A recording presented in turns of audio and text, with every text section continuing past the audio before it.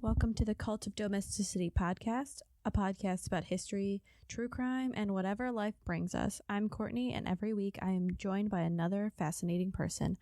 Let's see what we're going to talk about this week. Welcome back to the Cult of Domesticity. This week we're with Scott from Status Pending and cannot remember. I have it. Frozen Truth. Frozen Truth is the other one. Hi, Courtney. Yeah. Hi. Thank you for having me. This is so much fun. I met you for the first time in Chicago with all our other internet friends, and it was kind of weird to meet everybody in person. But after I did, I know I'd listened to your show before, but after I met you, I came back and I listened to a whole bunch of more episodes. I love your show. I am your newest fan. I think it's awesome.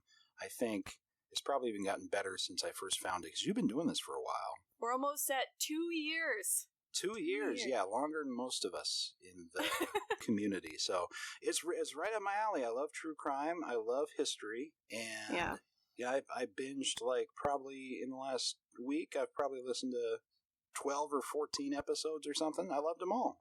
So it's cool to be here. Thanks. Yeah, you had my favorite introduction at the festival. You walked up to me and you go, "I know Heather, right?" And I knew it was you then. Yeah, we share Heather in common. She's a lovely person, isn't she? Just the best. Oh yeah. But Heather was very much in her element there because she knows everybody.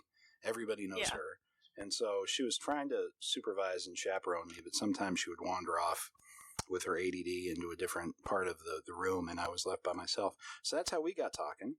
And it was a fun event, and I don't know about you, but I think I'll go back next year, and wherever it is. Oh my god, yeah, I can't wait for next year, because they did such a good job with such a limited group of people organizing it. Yeah.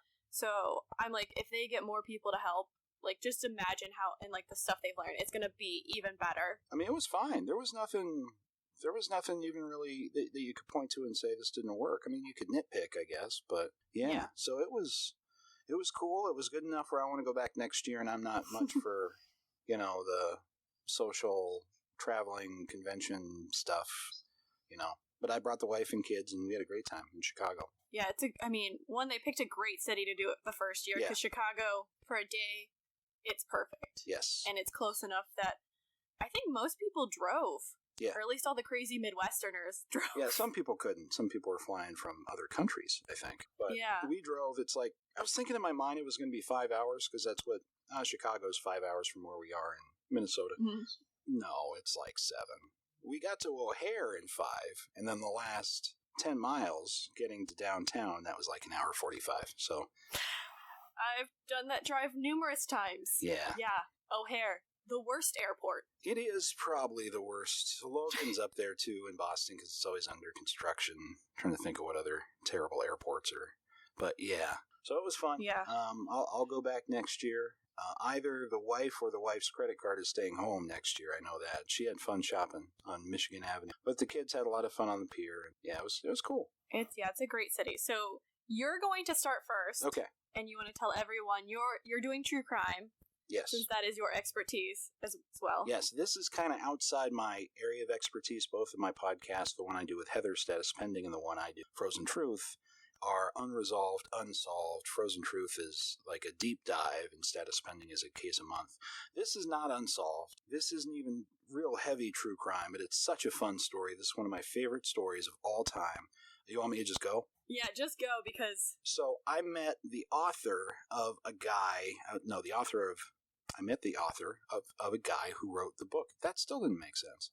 We're off to a good You met the start. author of someone who wrote a book on the story. Thank you very much. Yes. His name is Mike Finkel. The book is called A Stranger in the Woods.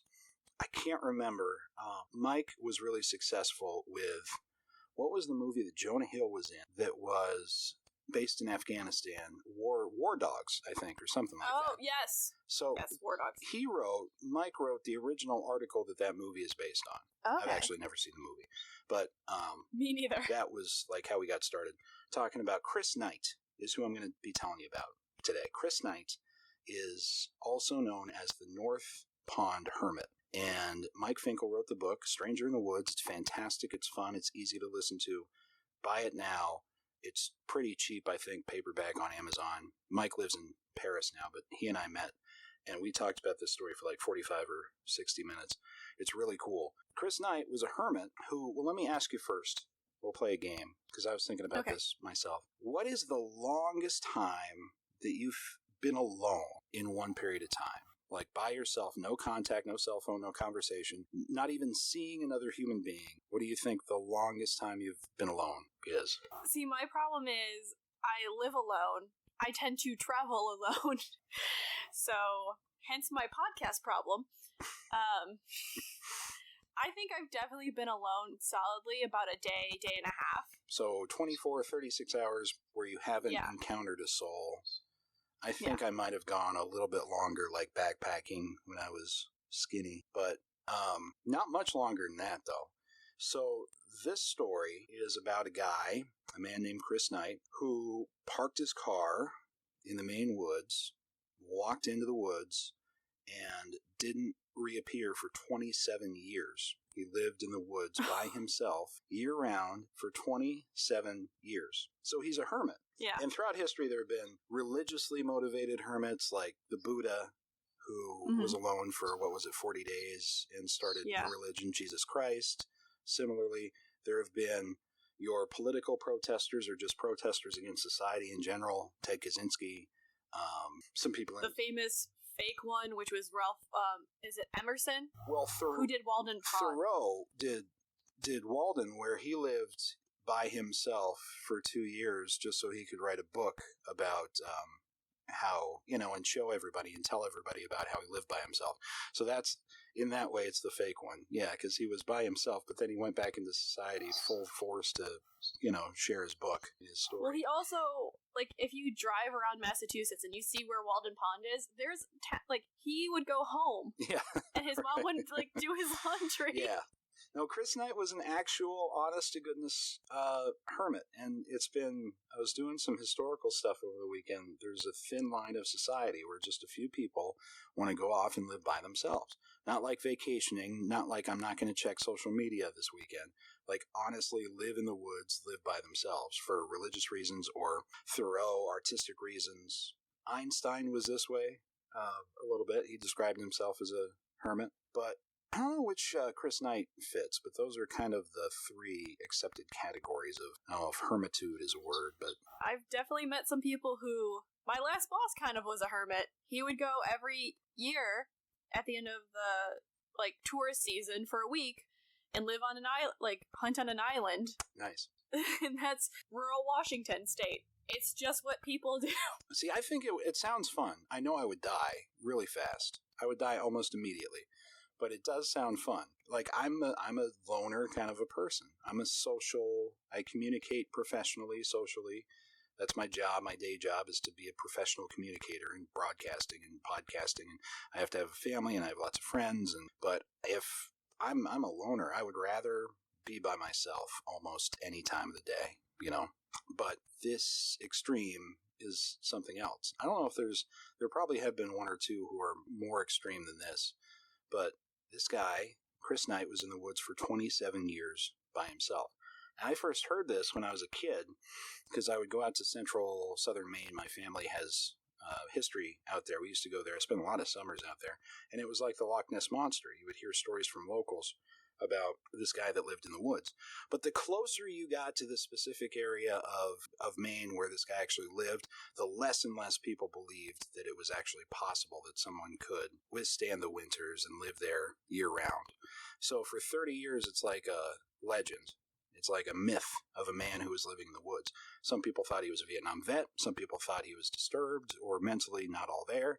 Some people just thought he wanted peace and quiet. But I don't know how many people in the area actually literally believe that there's a guy living in the woods for that long. But it turns out there was. And so that's this story. This lake in North Pond is just kind of like it's not a big lake. It's not a small lake. It's just kind of a regular sized lake inland in Maine. So it's not on the coast. But there were cabins, about 300 cabins around this lake. And over the decades, things would go missing from these cabins, like flashlights and food and hundreds of books, thousands of books over the years. There was never... You know what he was doing? He was reading. He was sharpening his mind. That's all he did. He read a lot. because we have his story, because eventually he's caught at the end of the story here. And really what's really interesting is how he survived and the little details. There is no twist at the end. You know, we kind of know what happens. He's going to get caught, but how did he not die in 27 years? And what do you do all day? But for property and for food and for supplies, he could pick any lock. He would never break a window. He would never break down a door. He wouldn't touch a thing that he wasn't interested in taking. Never took anything valuable like a computer or TV or anything like that. He would just take flashlights, food, a couple other things. And then he would lock the door behind him when he left. So sometimes these property owners, they were disturbed, obviously, once they figured out they'd been robbed, but it's almost worse than having your place ransacked. Yeah, because it's one, he broke in, but he was courteous enough to then lock the door. So you're just like, thank you for not letting other people steal my stuff? Well, it makes you wonder. It's sort of like a gaslighting thing. Like, am I crazy or am I missing that flashlight? You know, it's almost like, so you're doubting yourself as you... Now, if you've ever had your place broken into... Thankfully, no. I had it happen once, and as you're going around the house trying to inventory what's been taken, it's like this... Really, it's an undescribable, unique sense of invasion of privacy that you're feeling, that somebody else has been here that's not supposed to be here. So this was going on for 25, 27 years in the same area until in 2013, a warden for the Maine Forest Service, who was for sure, he was convinced this is not a myth, this is actually a real guy that's somewhere out there. And he became obsessed with catching him, using technology, basically sensors that would alarm back to his own cell phone in his bedroom in the middle of the night. And he caught the North Pond Hermit, who turned out to be Christopher Knight, who'd been living in the woods for 27 years. So going back to when Chris Knight parked his car, when he was 20 years old, he parked his car, walked into the woods for absolutely no reason. He wasn't running from anything. He hadn't committed a crime. He said he felt like he had this strong gravitational pull to be alone. That's just crazy. He's 20. He's like, 20 years old. I mean, most kids are in college, like, almost done, and he's just like, no, you know what? I feel like I'm going to go live in the woods. Yep. He said it was like a gravitational pull. So he parked his Subaru, didn't have a compass, didn't have a map, didn't have any supplies. He definitely wasn't ready for living for 27 years. And he just walked in the woods. He had people, too. He had a family. He had a mom. He had a mother and a father. He had 5 siblings. But nobody, this is really interesting, nobody filed a missing persons report.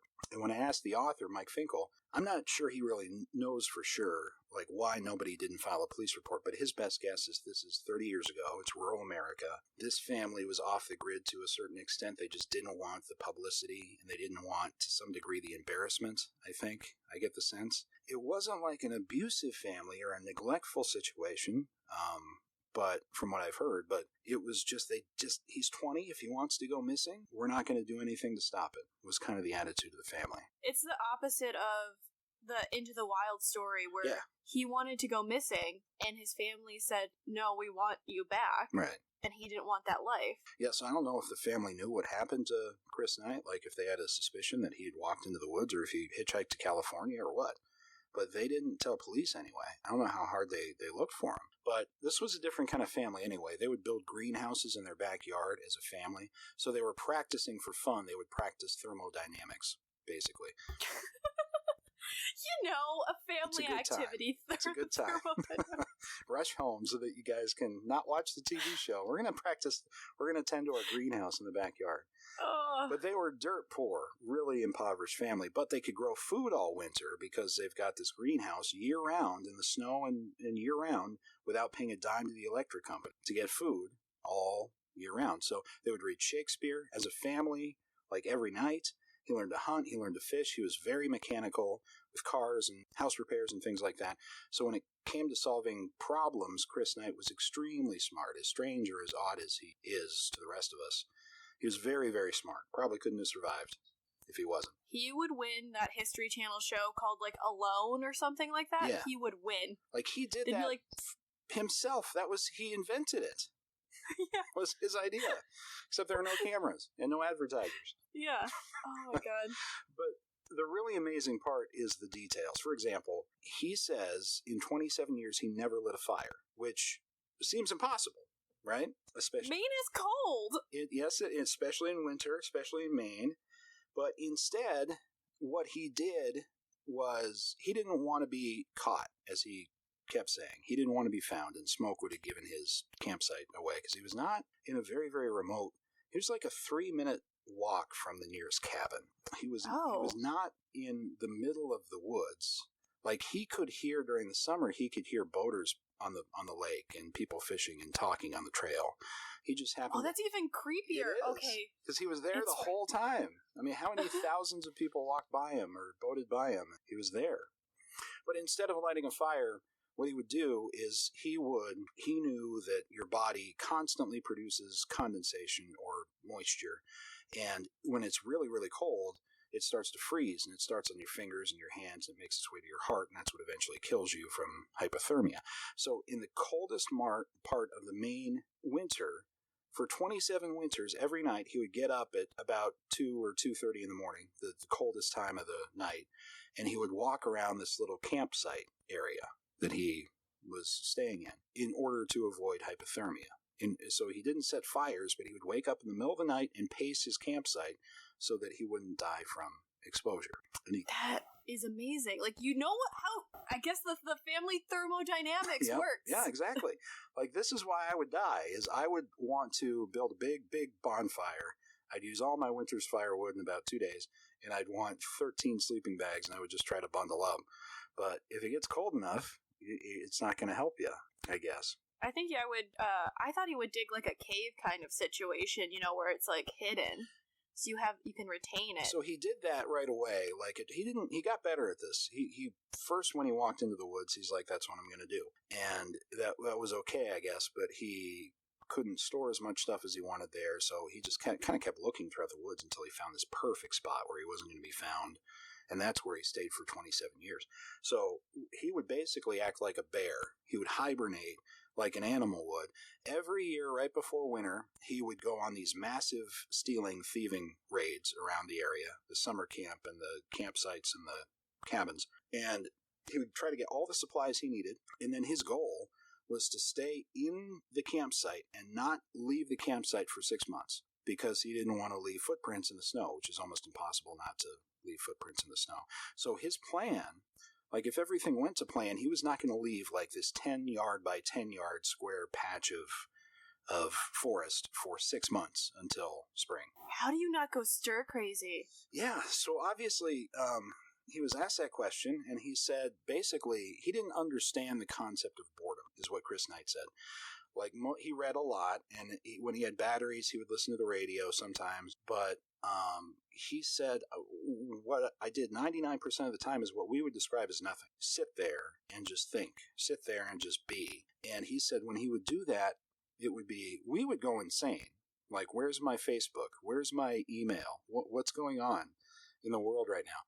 He just sat there, and he said it was almost like a connection with the universe. It was like a almost religious thing. It was his place of contentment. Like, he was happy doing this. He wasn't running from anything. This is what he thought he wanted to do, and when he did it, he decided that he was right.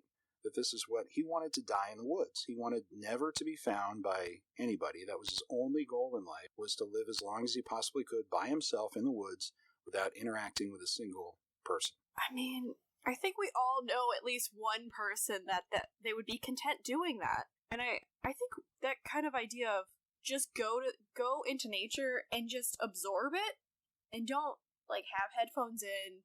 Because now we all currently wear headphones. I'm pretty sure eventually we're gonna be like Cybermen and just have headphones constantly implanted in your ears. Yes, for sure.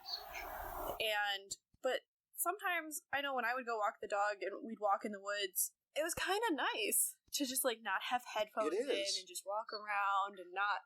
I think a lot of people like going in the woods, too. I would have a problem staying there for more than, that a couple of days by myself with no human contact, and I would definitely die. Like I say, I would be eaten by something. But he felt like he had to do it. It's like it's his jam, or whatever. It's just his thing. So, I mean, too, 27 years, how do you survive that long without seeing a doctor? Was one of the questions that he was asked. And others have been asked, and they said basically, obviously, he could have gotten unlucky and gotten cancer or diabetes or one of those diseases that you really, genetic hereditary diseases. But doctors have said that he wasn't exposed to any germs. He wasn't exposed to any diseases while he was out there.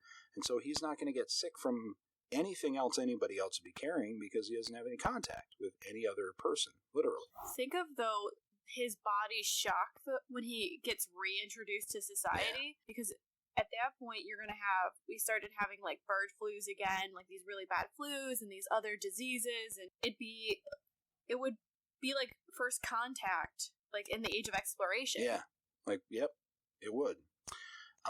The only part of his body that was really hurting was his teeth. Oh, yeah. I'm just thinking about that's. But it wasn't as bad as you would think because he never saw a dentist, obviously. So he lost one tooth from only one. And the reason is because he would steal tooth supplies. He would steal toothbrushes and toothpaste, not for his own sake, but he was so obsessed with not getting caught that if he ever encountered another human being, he didn't want to look like a guy who'd been living in the woods for 15 years. So he would actually keep up his hygiene. He'd have new clothes. He would brush his teeth. And so he wasn't in that bad a shape dentist-wise, but he did have some tooth decay. That is so smart, though. Because think about it. Some of these people, I love to watch Alaskan State Troopers because, one, their crime things that they run into are just so, like, wide-ranging. Like, oh, a moose got hit, so we gotta deal with that and, like, direct traffic. Or, hey, we found this mountain man who's driving this, like, 50-year-old Ford who is drinking we don't know what, but it's alcoholic. And you look at that dude and you're like, yeah, you've been living a real long time by yourself in the mountains. Yep. Like, I can see it. But he would probably just he probably wouldn't look the best, but you'd be like, oh, he's just been camping a couple days. Yeah. It wouldn't be bad enough where it's, oh, that guy's been living out here for 30 years. That guy was raised by wolves. You know, it wasn't like that. And people have asked, like, what about bears? What about, because he would store all this food for the winter, massive amounts of food. But when you're actually there, when you're at the campsite, animals aren't going to mess with. Like, they're not going to invade your supplies until you leave, and he would just stay there for 6 months during the winter. And then people bring up, like, there was this really famous ice storm on the East Coast in 98, and that's what convinced locals there's no way anybody could have survived that. It was terrible.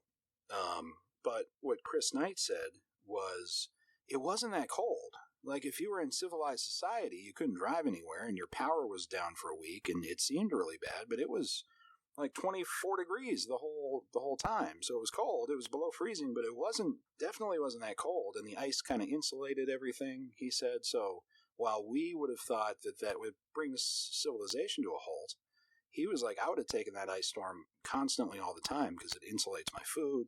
It's not really that cold. So yeah, you never think that ice is actually insulating. Yeah. Because if you look at the Arctic and stuff like that, like Antarctica has lakes underneath sheets of ice. Because after a certain point, it gets too close to the core and it's warm again. So yeah, you just all have lakes these do. Pockets. Yeah, any lake that freezes, obviously there's still fish swimming. Well, if it's deep enough, there's fish swimming and it doesn't totally freeze. Yeah. So he read books, he listened to the radio. So the campsite's interesting too. There's 300 houses around the lake. He was on private property this whole time. He was on some person's land the entire time, and he wasn't he wasn't too far into the woods, but it's been described as the thickest, densest forest that you've ever seen. There are these huge boulders circa the last ice age on either, all around it. But then there's this little clearing that he found and then made kind of his own. So you could walk by it, 10 feet probably by it, and you wouldn't be able to see if you could walk in that area, which you couldn't. But that's the spot he found. During this time, he was seen twice. During the 27 years, he encountered two groups of people. Dang. Once was on one of his thieving raids. Fortunately, he says he was dressed up, in decent clothes, and his appearance was fine. Saw a hiker, passed a hiker on the trail. The hiker said hi, and Chris Knight said hi. And Chris Knight says, that is the only word I said out loud in 27 years. You gotta think of how crazy that is. Like, I know sometimes when I spend, like, on the weekends, if I don't leave my apartment, I don't see another soul. Mm-hmm. And you don't really talk. Well, some people talk to themselves probably, but yeah, you're right. I wouldn't either. I think if I were by myself, you might start talking to yourself for that long. Like I could see myself creating a whole bunch of friends for myself. You would go Tom Hanks and Castaway. Exactly. Yeah. He talked a lot. Yeah. Yeah. It's not there's a Robert Redford movie that my brother forced us all to watch, and it's my least favorite Robert Redford movie because he's just stuck on a boat that is sinking, and the only word he says the entire time is fuck. Yeah. And that's the only word in the entire movie. I've actually seen that movie. My dogs are going crazy. Sorry about that. I thought I would like it because I like movies that take place all in one location, like 12 Angry Men. I like movies like that. This was not. I don't think I made it through though. We finished it because at that point we had committed and we're all stubborn, and we're just like we love Robert Redford. Andrew said this is a good movie. What is going on? He directed that one too. I remember. Yeah. So basically the premise is there's a shipping container that hits his boat. Yeah. And then he has to deal with it, and he's by himself. Right. He has to survive. Does he die in the end? Spoiler? I don't think he does. I thought he did, maybe. Maybe I did make it to the end. I was rooting for him to die, just so it would be over. Wow. He's the opposite of Chris Knight, where you're, like, Chris Knight, you're kind of rooting for him. Right. Like, in this movie, you're not rooting for him to survive, because... Like, there's a lot of stupid decisions made, and you're just like, ugh. Deserve to die. Just be done. He's not thriving. Chris Knight's thriving. Robert Redford, because we don't know his actual character's name, was barely surviving, yeah.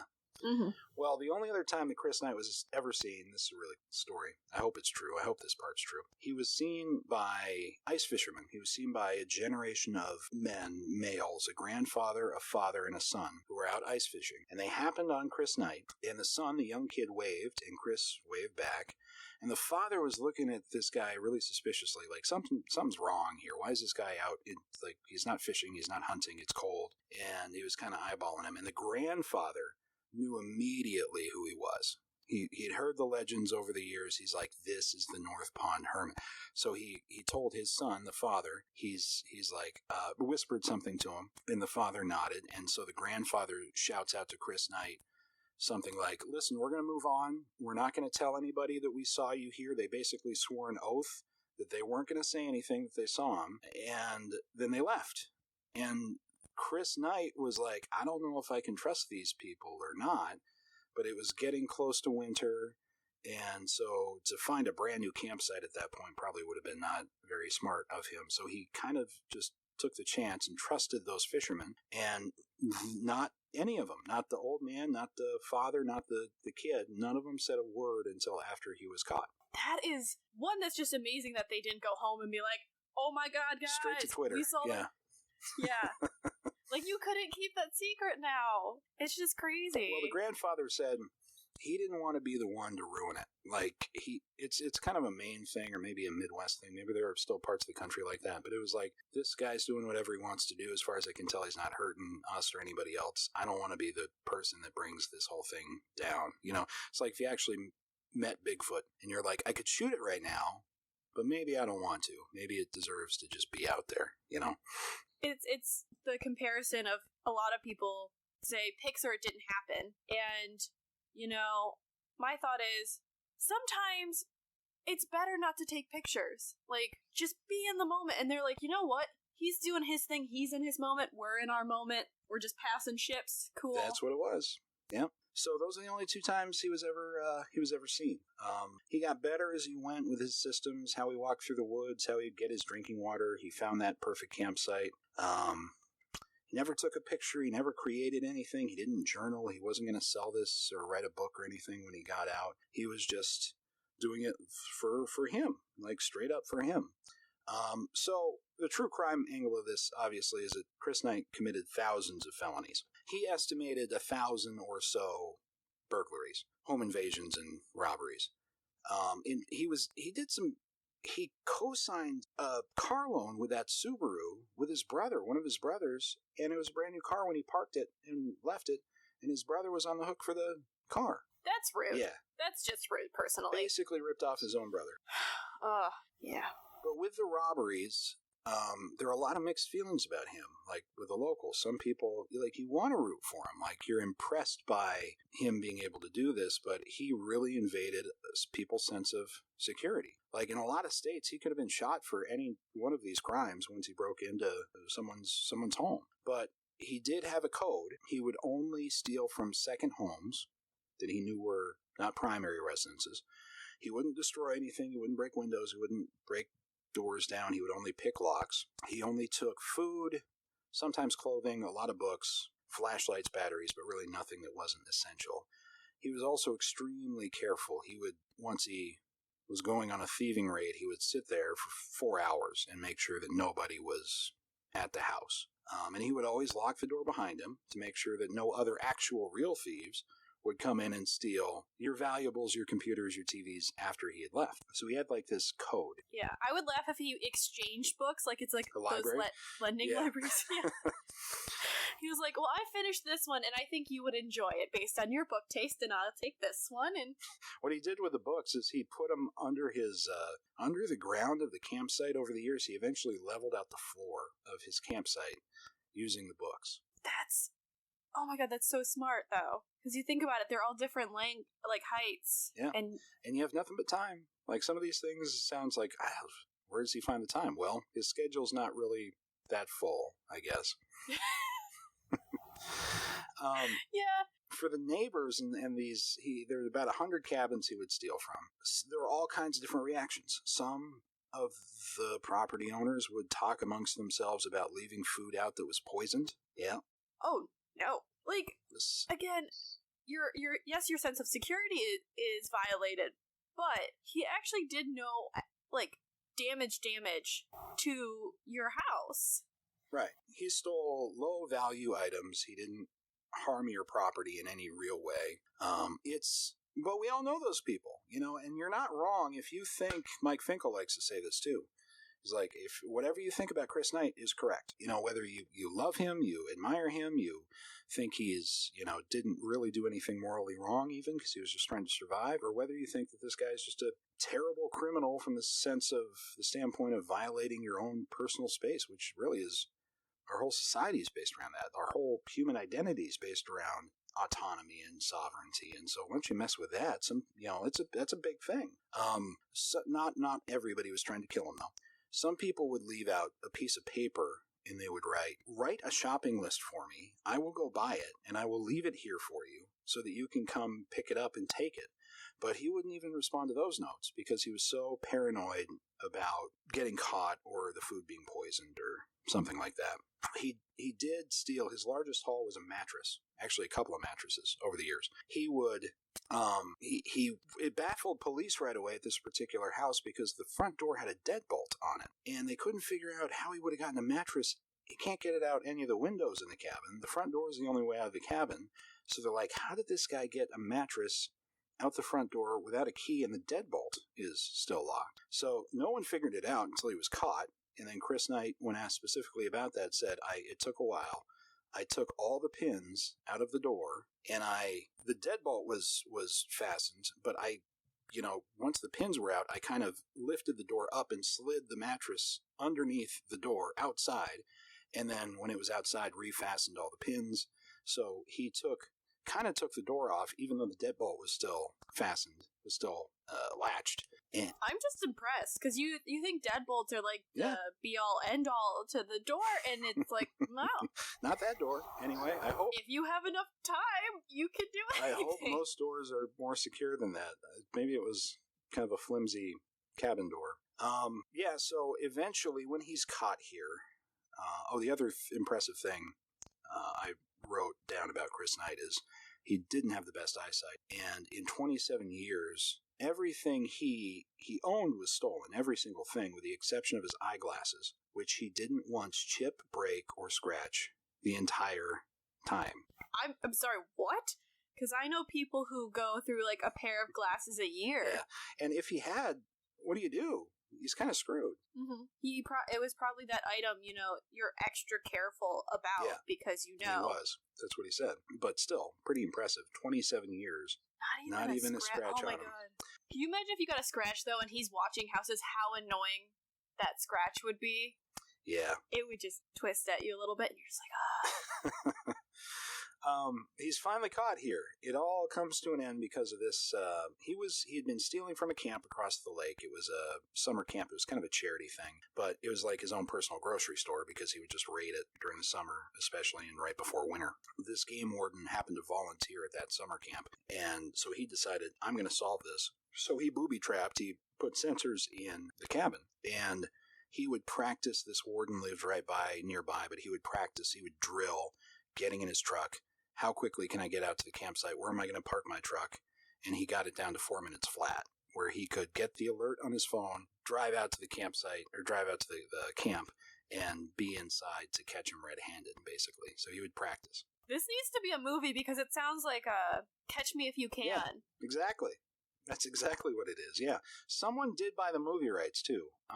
Really? That's what I had heard when I talked to Mike Finkel about this. That was like 3 years ago, and I think it was just starting. And you know how movies are: as they get made, they don't get made. But it would be a cool movie. It's literally a combination of Call of the Wild, and Catch Me If You Can, because it's like starts off where he's like, I'm just gonna live in the woods, and then eventually you get the heat on him, and and Tom Hanks could still play the game warden, or he could also be like Wilson. The other movie, he could be Chris Knight too. Yeah.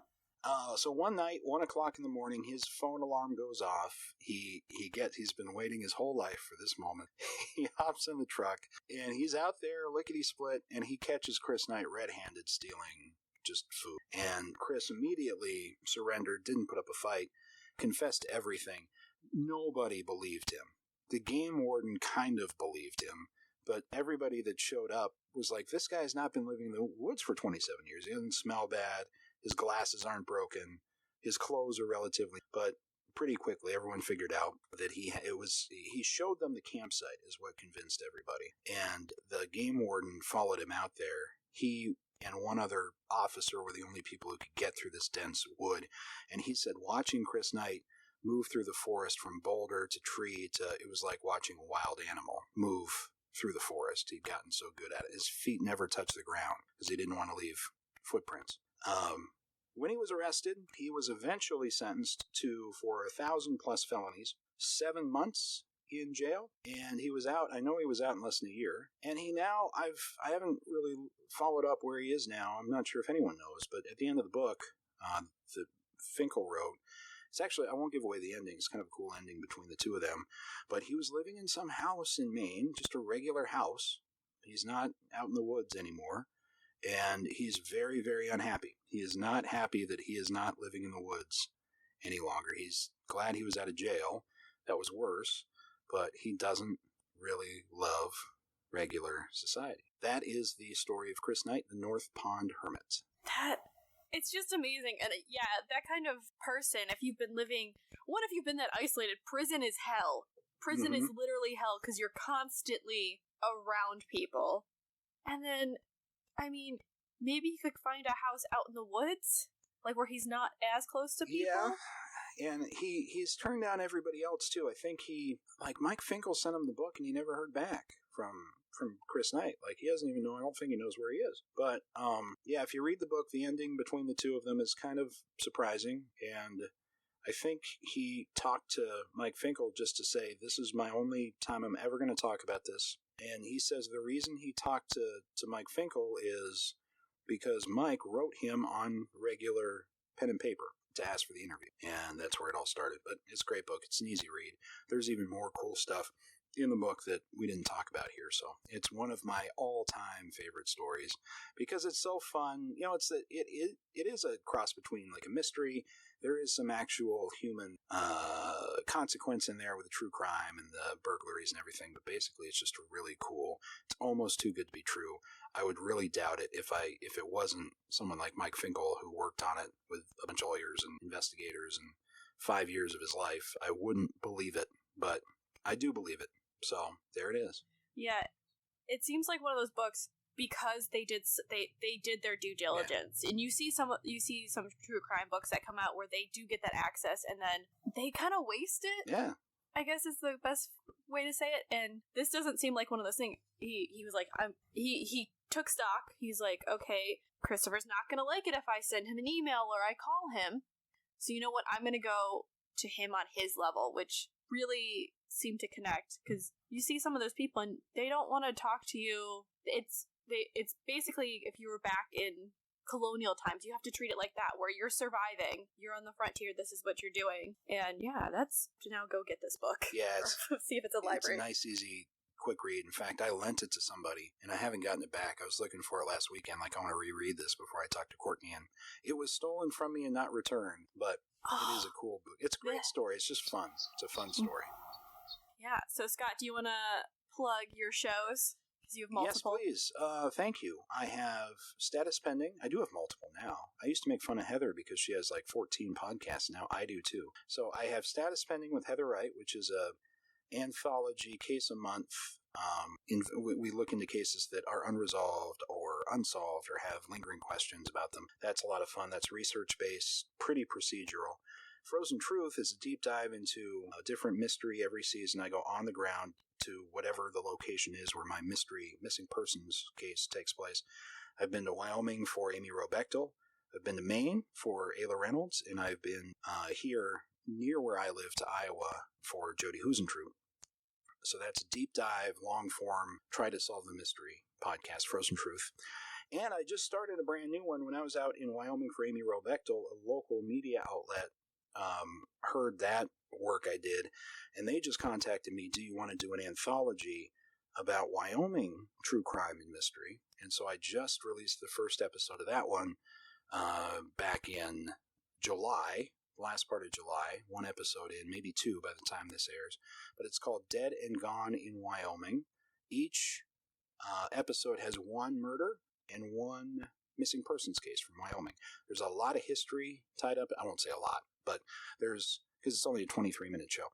But there's history. It's less procedural, less true crime, and more context of the history of it and the storytelling of it. And that's where I'm going to stop right now, because I think three is plenty of podcasts for a single person. Yeah, I don't know how anyone does more than one, but I think that's just where I am. I'm so excited for your new one. I love Wyoming. It was the one state when I drove through I was really surprised. Where'd you go? I was like, I drove cross country to go to Washington, and so we stopped in Laramie, which was really cool. And just driving through, it was gorgeous, and I loved it. Yeah. Especially after Nebraska. Anywhere is better than Nebraska. It just is. And, yeah, sorry, Nebraska people. I also went to the University of Colorado, so we were rivals, too. So, huck the Fuskers. But anyway. Yeah, no, it keeps me busy. Probably too busy. But I'm glad I rediscovered your podcast, Courtney. It's so great. Congrats on the success recently on your charts as well. That's really exciting. Well, you were the one who told me about it, because I saw it and I'm at work, like, wait a minute. Courtney's doing pretty well there. Yeah, no, that was cool. And well deserved. I think it's a really fun show. Don't stop. You have to keep going for a while. Okay, I'll keep going. I have to job hunt again, so it'll be a good sanity marker. Okay, we'll see you next week when I will tell a less happy story. Okay.